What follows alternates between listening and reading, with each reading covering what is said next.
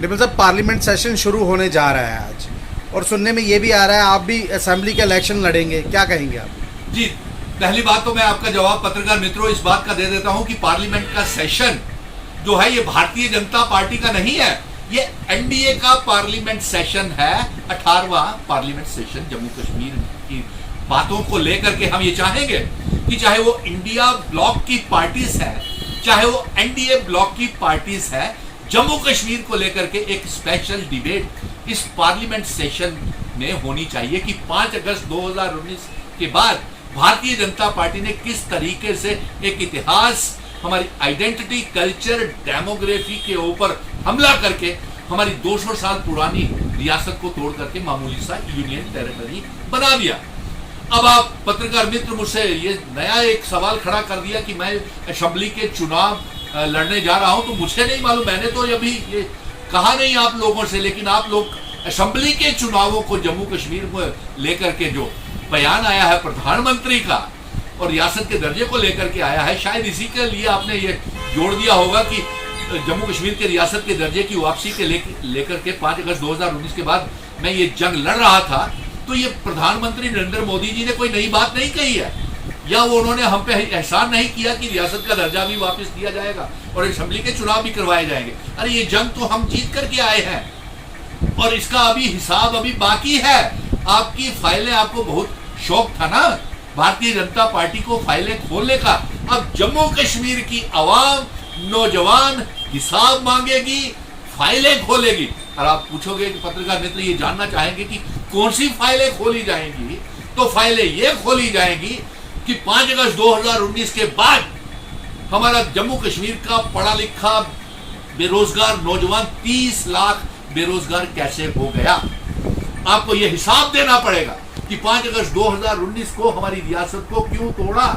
आपको यह हिसाब देना पड़ेगा हमें यूनियन टेरिटरी क्यों बनाया, और यह हिसाब यह भी देना पड़ेगा कि आपने हमारे पावर प्रोजेक्ट, हमारा दरबार मूव क्यों रोका, हमारी बेरोजगारी क्यों बढ़ाई, हमारे व्यापारियों को बर्बाद क्यों किया, हमारे ऊपर smart meter, recharging water meter, कितनी कमीशन लेकर के आपने लगाए, ये हिसाब अभी, और इसकी फाइलें खुलेगी। और फाइलें ये भी खुलेगी कि वो जो 300 करोड़ रुपए की जम्मू कश्मीर में फाइलें आई थी, उसके बदले में आपने जम्मू कश्मीर की सरकार ने, लेफ्टिनेंट गवर्नर मनोज सिन्हा साहब ने क्या मुनाफा उनको पहुंचाया है और खुद क्या फायदा लिया। और फाइलें ये भी खुलेगी कि रेत, बजरी, पहाड़, शराब के ठेके, स्मार्ट सिटी के पावर कॉन्ट्रैक्ट्स बाहर के लोगों को कैसे दिए गए, हिसाब ये भी देना पड़ेगा। अभी बहुत सी बातें हैं। अब आप मेरे को असेंबली में भेजने के लिए उत्सुक है, तैयार है, मैंने तो माना नहीं है कि मैं लड़ रहा हूं या नहीं लड़ रहा हूं चुनाव।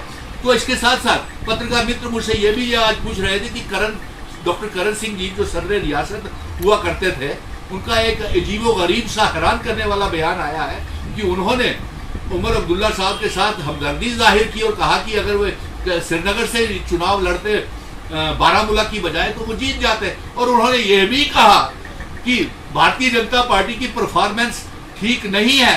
अरे आपको आज परफॉर्मेंस ठीक नहीं आ रही डॉक्टर करण सिंह जी, जब इंडिया की विपक्ष मजबूत हमने किया तब आपको इंडिया ब्लॉक और बीजेपी की परफॉर्मेंस के बीच में कुताई नजर आने लगी। तब आपको परफॉर्मेंस में कुताई क्यों नहीं नजर आई जब 5 अगस्त 2019 को आपके पिताजी की रियासत को तोड़ करके मामूली सा यूनियन टेरिटरी बना दिया। आपके पिताजी के दरबार मूव को रोक करके इन्होंने हमारे इतिहास और हमारे आइडेंटिटी, कल्चर, डेमोग्राफी को बदल दिया। आपको तब भारतीय जनता पार्टी की याद क्यों नहीं आई जब भारतीय जनता पार्टी ने हमारा रियासत का स्टेट सब्जेक्ट छीन लिया। आपके तब क्यों नहीं याद आई जब आपके पिताजी की instrument of accession stand still agreement को तोड़ दिया गया। डॉक्टर करण सिंह जी, आप डोगरे थे, आपको तो डोगरा रियासत की हिफाजत करनी चाहिए। आप बताएं, मैंने स्वयं आपसे कई बार बात की थी 5 अगस्त 2019 के बाद कि हमारा दरबार मूव रोक दिया, हमारी रियासत को तोड़ करके, डोगरा रियासत को तोड़ करके यूनियन टेरिटरी बना दिया, आइए हम मिल करके इसको करें। तो आपने साफ साफ इनकार कर दिया था। आपने तो 370 को एब्रोगेशन का भी स्वागत किया था, डॉक्टर करण सिंह की रियासत के टूटने का भी स्वागत किया था, दरबार मूव को रोकने का भी स्वागत किया था। आपने तो ये कहा था कि अब दरबार ही नहीं रहा तो मूव क्या करना है। तो ये सारी बातें, और फिर आप भारतीय जनता पार्टी को कह रहे हैं, उस समय कह रहे हैं जब आपकी बेटे खुद भारतीय जनता पार्टी में है। क्या आप कहीं पे निगाहें, कहीं पे निशाना तो नहीं है? आखिर आप कहना क्या चाहते हैं, ये जम्मू के डोगरा लोगों को समझ नहीं आ रही है। और दूसरा मैं आपको ये बता दूं कि अभी बहुत सा हिसाब बाकी है।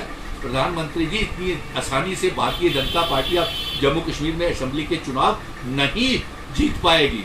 अभी हमने सारे हिसाब अभी लेने हैं आपसे, और पार्लियामेंट का सेशन शुरू हो रहा है और असेंबली के चुनाव आ रहे हैं। एक अपील मैं जम्मू कश्मीर के नौजवानों को कहूंगा, जितने भी 18 से लेकर के 40 साल के बीच के नौजवान हैं, खड़े हो जाएं, इकट्ठे हो जाएं, क्योंकि मैं एक बहुत बड़ी जंग का ऐलान करने लगा हूं कि मैं अपने 18 और 40 साल के बीच के बच्चे को, नौजवानों को आपने दरबदर कर दिया, उनको नौकरियां नहीं दी। कोई पीएचई, बीडीडी, पीडब्ल्यूडी के डेली वेजर, रहबरे खेल, जंगलात, शेर, एसपीओ, विलेज डिफेंस कमेटीज के member, home guards, contingent paid worker, anganwadi workers, किसी को पक्का नहीं किया, सिर्फ बातें करते रहे। और एक बात और, मैं एक पैगाम अपने नौजवानों को भेजने जा रहा हूँ।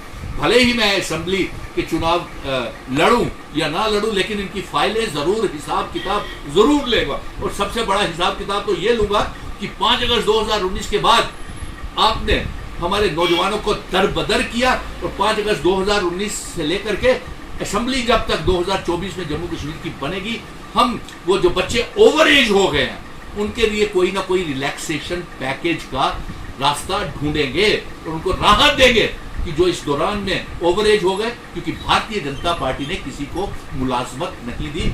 लेकिन अच्छे दिन, जम्मू कश्मीर की आवाम अब फाइलें खोलेगी भारतीय जनता पार्टी की, जिस तरीके से पार्लियामेंट के चुनावों में फाइलें खोली। और ये